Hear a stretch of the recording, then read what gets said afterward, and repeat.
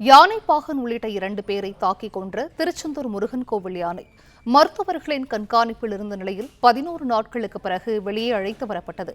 கூடுதல் விவரங்களை செய்தியாளர் ஆனந்தன் வழங்க கேட்கலாம். ஆனந்தன், வணக்கம். இது குறித்தான விவரங்கள். வணக்கம். முருகப்பெருமானின் அறுபடை வீடுகளில் 2ஆம் படை வீடாக விளங்குகிறது திருச்செந்தூர் அருள்மிகு சுப்பிரமணிய சாமி திருக்கோவில்.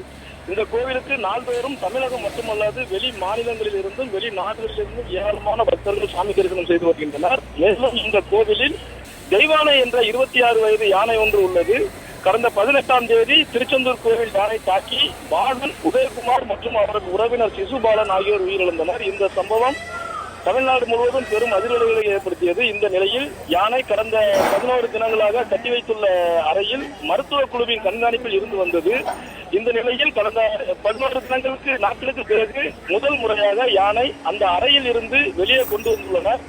இதற்காக அதிகாலையில் யானையை குளிப்பாட்டி நவதானிய உணவுகள் வழங்கிய யானை பாகன்கள் அந்த அறையிலிருந்து வெளியே அழைத்து அறைக்கு வெளியே கட்டியுள்ளனர்.